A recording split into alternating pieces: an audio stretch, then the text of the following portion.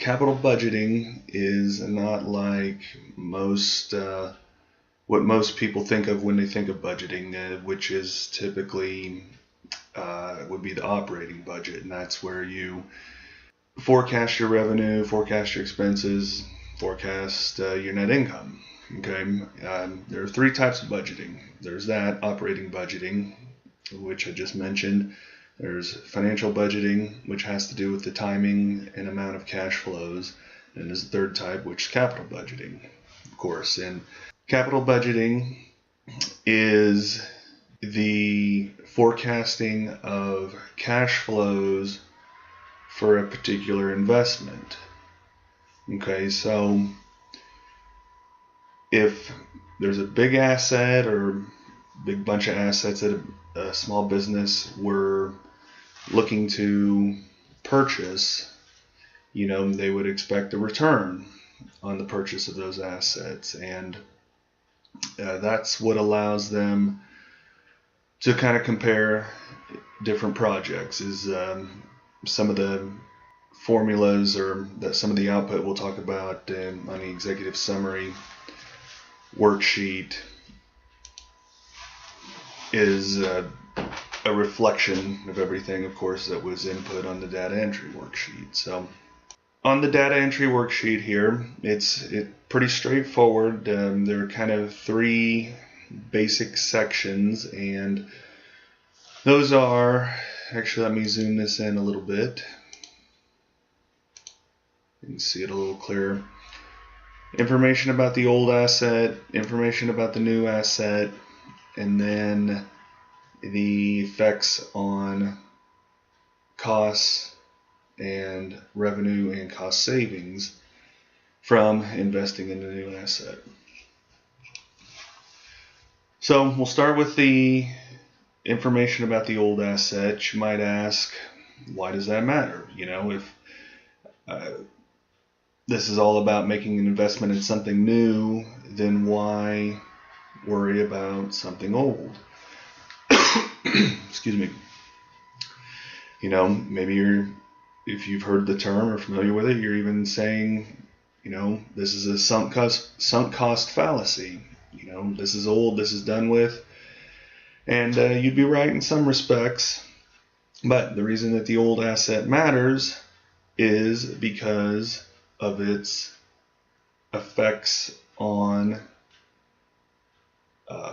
future depreciation, particularly the depreciation tax shield, which is the amount that's currently being depreciated and will be depreciated for years to come on an old asset are still going to affect the amount of taxes. So if you sell that asset, you no longer get the benefit of the depreciation from that asset. So most of the information entered here revolves around that, the effect on depreciation of getting rid of the old asset, and therefore the effect on taxes, the effect on net income. So the first three fields are ones that deal with the amount of depreciation. Okay, you've got your original cost, you've got your salvage value, you've got your depreciable life.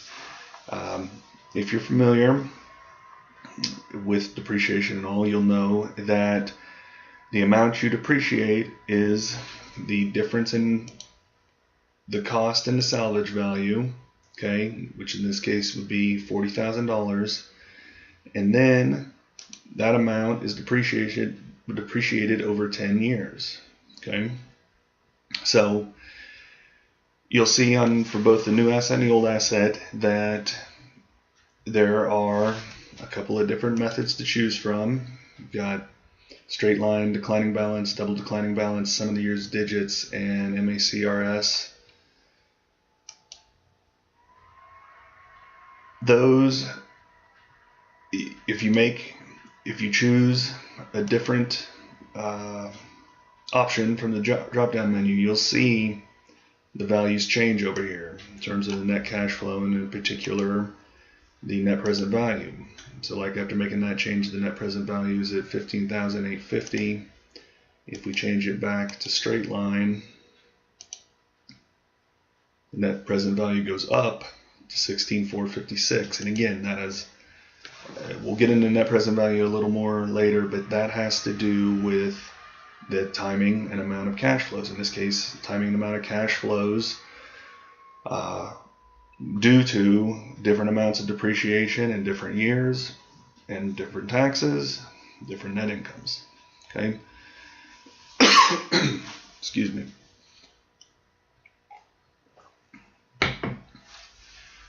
So the next field in terms of the old asset is the current age of the old asset.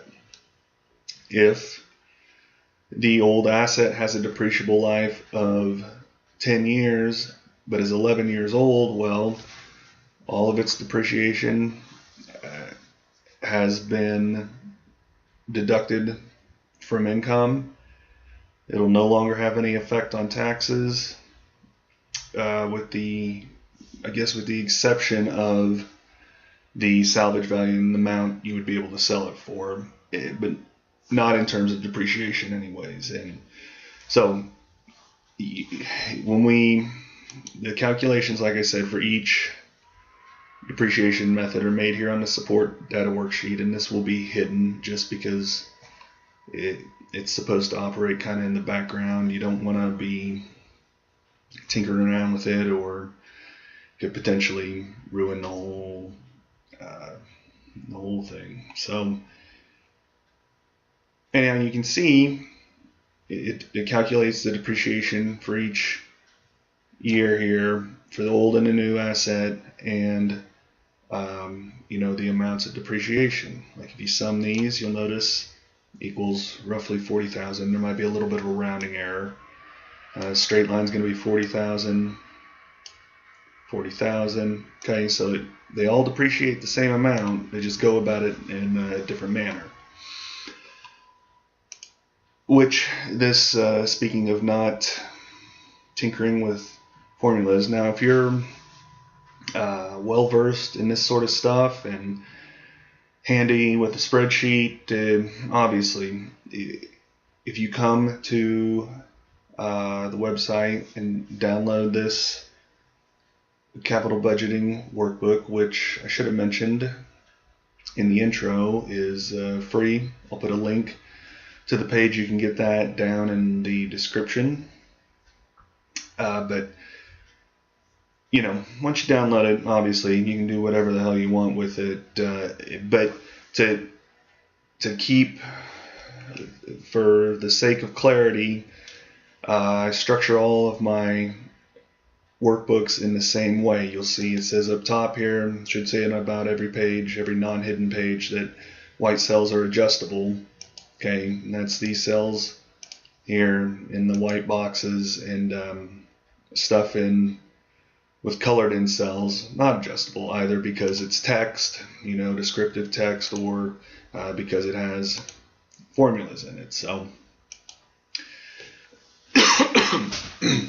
I try to make it pretty as user-friendly as possible. Some of these topics are complicated, particularly if accounting and finance, cost accounting, those sort of things aren't your cup of tea. But I try to do my best to make the inputs obvious, and the web page where you download the workbook to be descriptive in what each input is, and what all the outputs mean. So anyhow, that being said, back to the data entry stuff here. And the next field in the old asset section, final field, is the current market value of the old asset. And as I kind of hinted to earlier, the reason that matters is twofold, okay? Because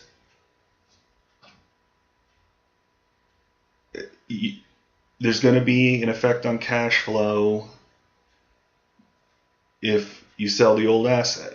Okay, and you want to factor that in because you wouldn't sell the old asset typically unless you bought the new one. All right, so you know, for the sake of being comprehensive, we want to include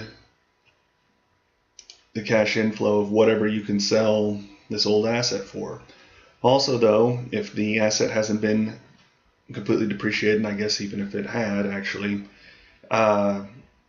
you'll notice here that the market value is $5,000. Okay, but if we think about the amount that's been depreciated, since we're only halfway through the asset's life, only 20,000's been depreciated. So if you were to sell it for $5, you're going to be selling it for a loss, basically less than book value.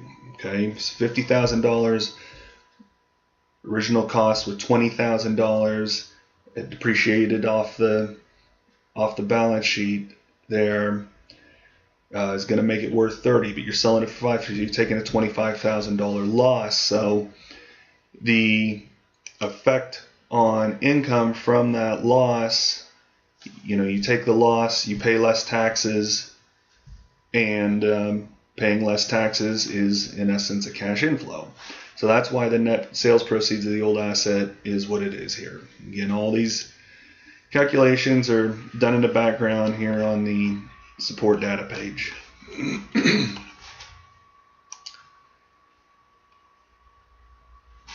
Okay, so that addresses the old asset side of things. Let's move on to the new asset, which is really going to ask a lot of similar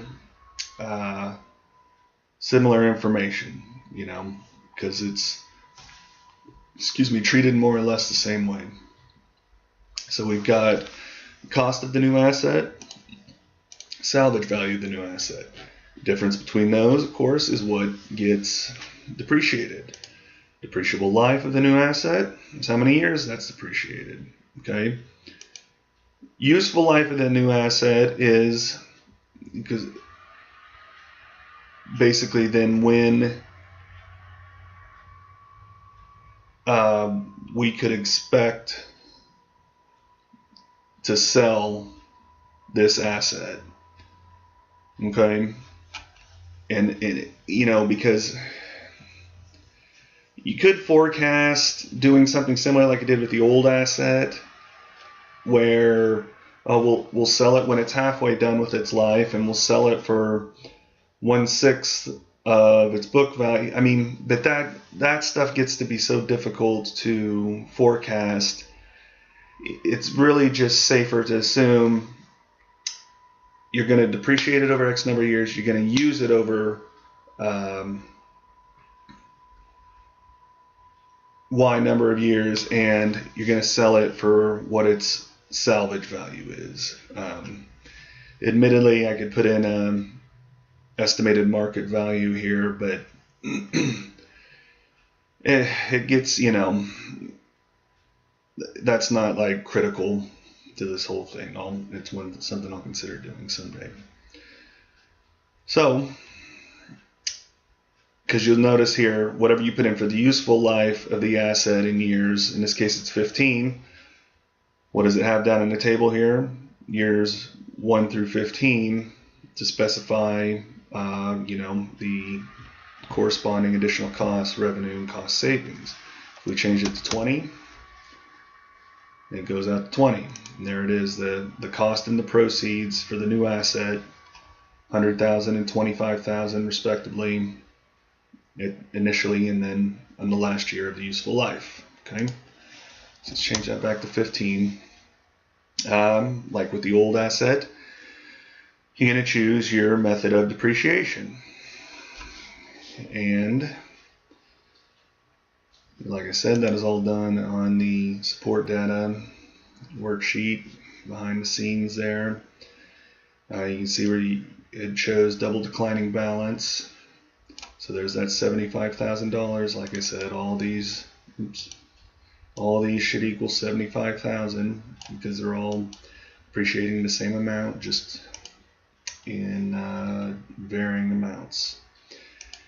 So then we want to enter the effective tax rate, okay, which I'm pretty knowledgeable about, very knowledgeable about cost accounting and finance, not quite as knowledgeable about financial accounting. Not your go-to guy when it comes to taxes by any means. I know just enough to be not completely ignorant. So it's my understanding of the current tax rate for corporations now after starting in 2018, I believe. So you know what? It's adjustable. So it's a model, so you're able to change the inputs however you like. See what the output is. That's the whole point of building a model, is to see what the sensitivity of any given variable is. So anyhow, we'll leave that at 21% for now. Cost of capital and hurdle rate. That's a topic unto itself. Probably a topic I should write a post on someday and do a video.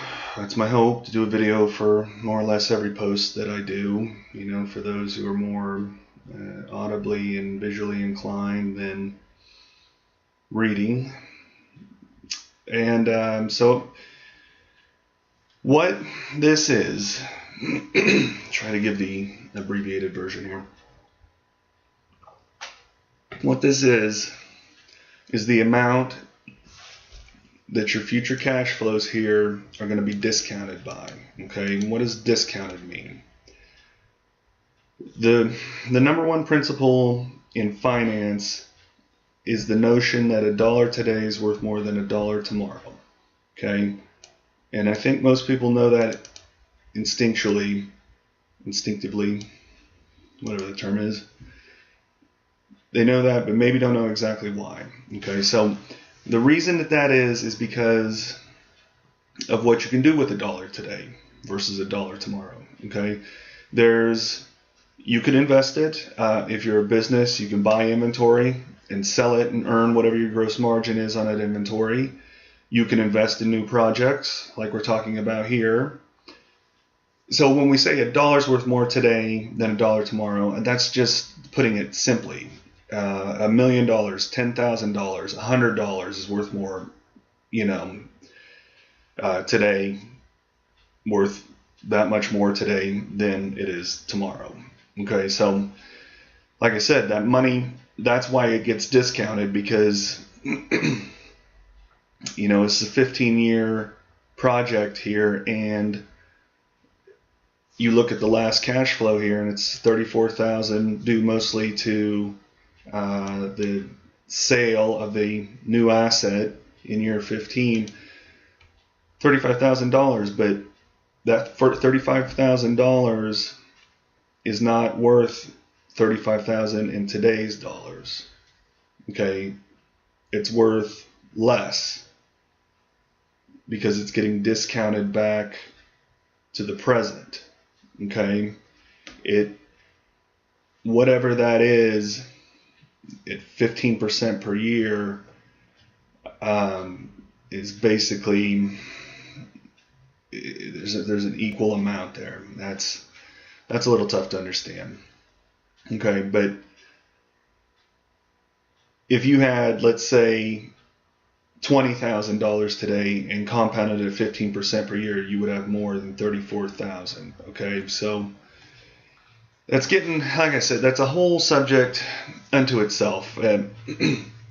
Here's what you want to know, especially if you're new to capital budgeting.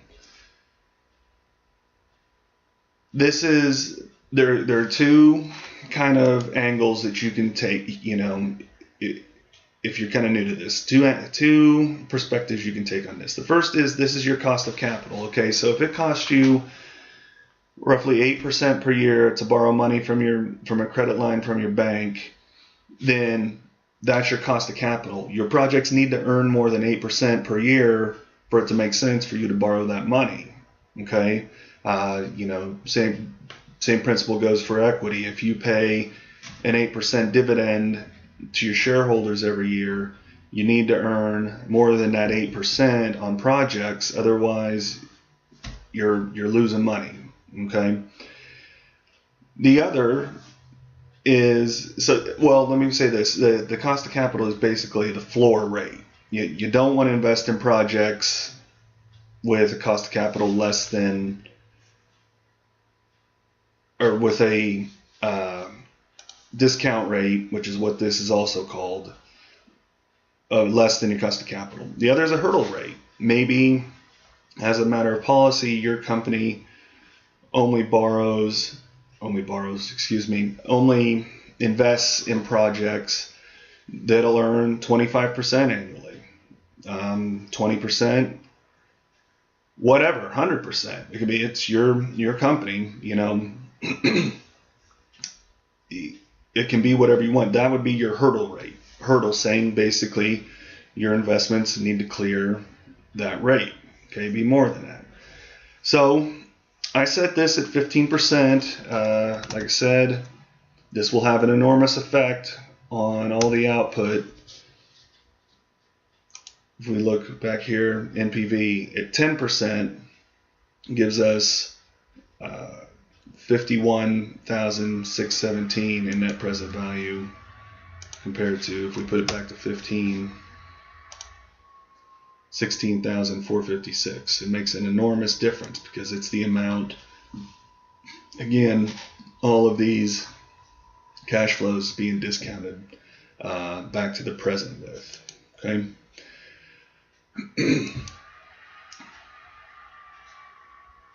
So as this rate, I'll leave it at this, as this rate goes up, the better, the more appealing your projects have to be in order to be accepted.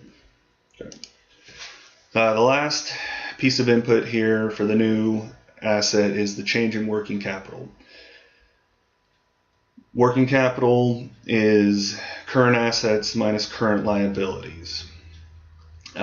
So really kind of the easiest example of why you might have a change in working capital is because you would have to buy inventory to have on hand to use as part of this project. You would have to carry $5,000 more in inventory, which is a current asset.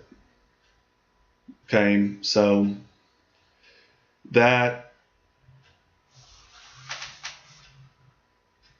having 5,000 more in inventory is basically like taking $100 bills, 5,000 ones, whatever, and taking them and setting them on a shelf. Okay, inventory is, the inventory that sits on a shelf doesn't do anybody any good. It is the same thing as taking money and setting it on a shelf, and I think a lot of that's lost on a lot of businesses. I think inventory is like gold or something, and it's not. The only inventory that's worth anything is inventory that can be sold. So having $5,000 more in inventory, like I said, is the equivalent of taking $5,000 in cash. And remember, capital budgeting is an analysis that revolves around cash flow. Taking that $5,000, putting on a shelf for 15 years. Okay. Now what happens at the end of the 15 years? We get that $5,000 back because we don't have to carry that inventory no more. So it's factored in. The money that doesn't disappear, but again, keep in mind, what's worth more, that 5,000 today or that 5,000 15 years from now? The 5,000 today, of course. So the fact that we get 5,000 back and didn't earn a return per se on that inventory, is going to affect cash flow negatively. So with the new and the old asset information addressed, we move to the table down here, which will have, again, some formulas in regards to taxes, in regards to sales proceeds, tax shield from depreciation, all that. Okay, but of course there are some white cells down here for additional costs. Taking on a new project is a lot of times going to also require ongoing additional costs. To keep it up and running, for maintenance, for people to manage the project, like if it's a new piece of machinery, for laborers to use the machinery, any number of things. You need to, when you're forecasting these amounts, to be super comprehensive. Okay, kind of think about second, third order effects, because they matter. They'll affect the project, and if you neglect to include costs, you're going to make your cash flows look more favorable than they really will be, and the project's going to look more favorable than it will be, and then you're just not making a decision with complete information. Okay, so think about the additional costs and do your best to forecast them. If forecasting, I'll have a whole nother workbook on forecasting. That's a tricky subject, but your forecasts aren't going to be accurate. What's more important, I think, is to just be thorough in thinking about what your additional costs might be. So then we have additional revenue, of course. Hopefully the new project will result in additional revenue. Sometimes projects are necessary just to keep the revenue you have, maybe. But nevertheless, in the perfect world, right, a new project would mean a lot of new additional revenue. So again, this is probably easier to forecast than the cost. Just be thorough, comprehensive, include everything you can think of, and forecast to the best of your ability, and use the spreadsheets for business. It is on the website now. I haven't made a video for it yet, but there is a spreadsheets for business forecasting workbook also. Last field here on the data entry screen is the additional cost savings. This will, like additional costs, will probably take some thought. Second, third order effects, those sorts of things that you might not have to, money you might not have to spend. Money you don't spend that you would have otherwise spent is the same as income. Okay? Cash flow in. So that's why it's included. For instance, if you bought a piece of machinery that eliminated the need, it's replacing, let's say the old asset took 2 laborers, but the new one will only take 1. Well, then you can save money on labor costs. Maybe it's more efficient. You can say it wastes less, has less scrap. Maybe, it uses less in utilities. Maybe it needs less maintenance. So that will take some thought, just for the sake of being comprehensive, because if you neglect to put something on there, in this case, the opposite of costs, you're not going to make the project look as appealing as it should, and you're not going to make a decision with complete information. So with all that data entry address, we'll move to the executive summary worksheet here, which has our 5 pieces of output, and basically tells you the attractiveness of the information you entered on the data entry worksheet. Okay, and the first one is the most popular, most well-known anyways, in terms of capital budgeting, discounted cash flow analysis, that sort of thing, and it's the net present value. Okay, so you've seen me refer back to this a couple of times over the course of this video, and whenever I would change one of these fields up here, one of these pieces of input, because they affect the cash flow. And then net present value is basically all of these cash flows discounted back to the present based on this discount rate here, cost of capital rate, hurdle rate, whatever you want to call it, then minus the net initial cash flow. Okay?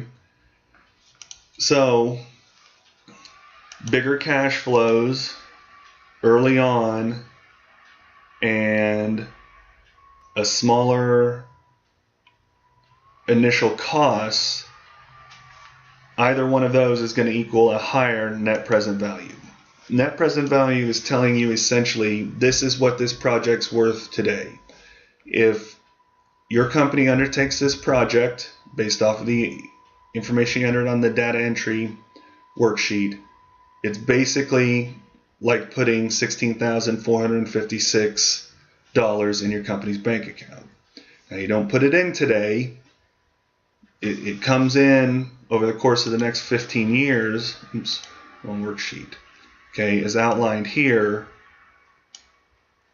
but it's the equivalent of that. Okay, hopefully that makes sense. I also forgot to point out there's white cells over here for comments too. If you were to use this workbook and wanted to make notes like maybe what you factored into additional costs, what you factored into cost savings, or whatever else. Okay. The next bit of output, the next two really, because they're pretty similar, are an internal rate of return and a modified internal rate of return. Okay. This is basically the rate of return that you're earning based off of those the cash flows that you expect based off all the information you entered. Okay, this project is earning an 18.3% rate of return. This is also, then you can think of it this way: if the internal rate of return is above your hurdle rate, cost of capital, hurdle rate, whatever you entered here, then your net present value is going to be positive and you should do the project. Okay, let me take one step back here. The net present value is something I forgot to address. Theoretically, if you had an unlimited amount of money, you should do every project that has a positive net present value. Why? Because like I said, it's like putting whatever that net present value is in your pocket today. Okay, it's a profitable project if it has a positive net present value. Okay, so you should do every single one of those in theory. Now, most companies don't have the luxury of undertaking every single project that they feel might ultimately make them money. So it's also a means of comparing projects. For instance, if you had two projects, one has a net present value of $16,456, another has a net present value of $50,000, excuse me, let me enunciate a little better there, not 15, 50,000, then at first glance, and a couple other things to consider, at first glance, that would be the $50,000 project would be much more appealing. Okay. So, back to internal rate of return. This is the rate of return, the discount rate that would make your net present value 0. Okay. So if the internal rate of return is 18.3%, and if we change the cost of capital hurdle rate to 18.3, and keep in mind there's a little bit of rounding taking place here, it more or less takes net present value down to 0, confirms it. Okay? So at the end of the day, just remember that the internal rate of return. If it's above your hurdle rate, good. Net present value is going to be positive. If it's below, bad. Let's do a quick example of that. Let's say hurdle rate was 20%. Internal rate of return is now below our hurdle rate, and lo and behold, net present value is negative. Okay. Modified internal rate of return, it's really just included as a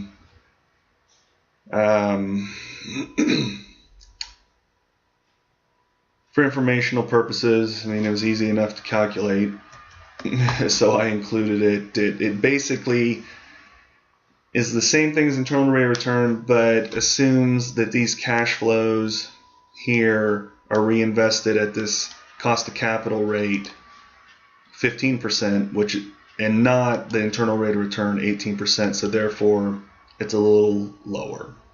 So I definitely wrap my head around internal rate of return before I worried about modified internal rate of return. Okay. Payback period is another kind of arbitrary measure. It states when the cash flows coming in are going to pay back the initial cash flow going out. So in this case, 5.18 years. Some here. See, I don't think, right, these cash flows aren't, there are two ways to do it. You can do it with discounted cash flows or not, and in this instance I didn't for simplicity's sake, though I think that's probably more beneficial and more with the spirit of a capital budgeting / discounted cash flow analysis. But again, also to me, it's kind of an arbitrary sort of thing. I mean, if you're comparing two projects, it's something to consider. You know, a smaller payback period is always preferential to a longer one. You know, because if we as a company spend $94,000, the sooner we can get that money back in, you know, we've kind of hit our break even, and then it's all downhill from there, uphill from there, whatever you want to say. Everything's get better because, you know, it's like a relief, you know, you've earned back what you spent, so it's all profit from there, more or less profit. So anyhow, the payback period is more or less just what it sounds like. It's the time it would take for cash flows to make up for the initial money that you spent. All right, so the last one's profitability index, and to me, this is the most important of all the metrics here because it takes into consideration, it looks at net present value, but also takes into account the amount of money that you had to spend out of the gates. Okay, it helps to illustrate this by using an extreme example. Let's say you had two projects. One would involve spending $1,000 right now to earn $2,000 next year. The other would involve spending $1 billion to earn $10,000 next year. Okay. The net present value, I think should be negative, probably.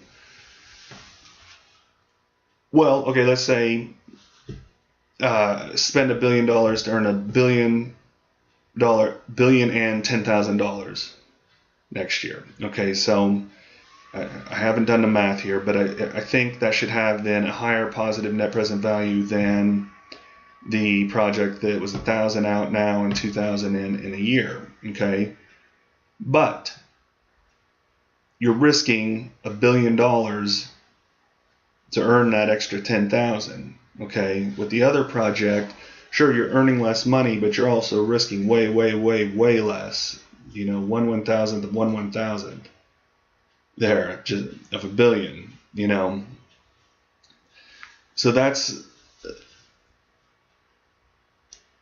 any project can have a super high net present value if you're willing to spend enough. Okay, what's more important, I think, in most cases, is the amount you put at risk to earn that net present value. I think maybe not more important, but it needs to be taken into consideration. Okay, and that's what the profitability index does. It's basically takes those the net present value of those future cash flows and divides it by what you're putting at risk today.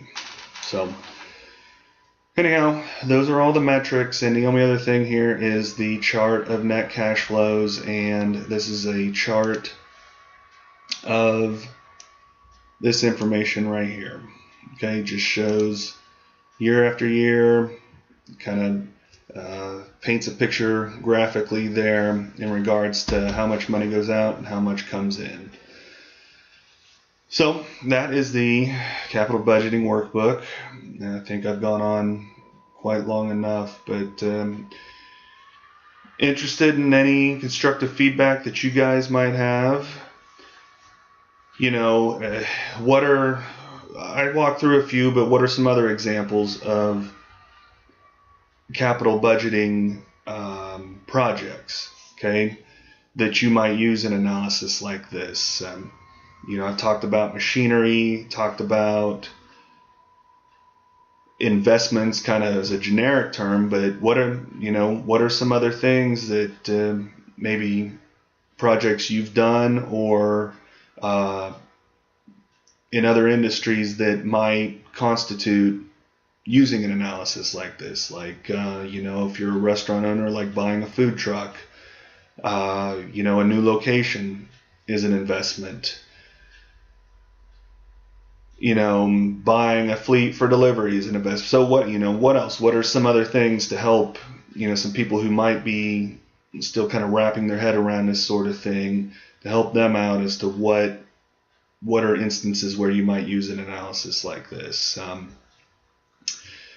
And also, you know, really, like I said, the backbone of this type of analysis is this discount rate. The discount rate has an enormous effect on these metrics, and it's, you know, again, a topic unto itself. But what would you suggest that a business owner consider when making a cost of capital rate, or, you know, or a hurdle rate? You know, what are some of the factors they might think of when trying to settle? Because you could look, you know, even if we just change this from 15 to 16, 1 little percent, it has a pretty big effect on, you know, net present value. So, and therefore the profitability index. So it's worth scrutinizing, worth thinking through thoroughly. So if you have any suggestions, again, for what a business owner might or decision maker might consider when choosing a hurdle rate, put that down in the comments. You know, so anyhow, if you stuck with me this long, I appreciate it. Check out the link in the comments to download a copy of this workbook, and thanks for your time.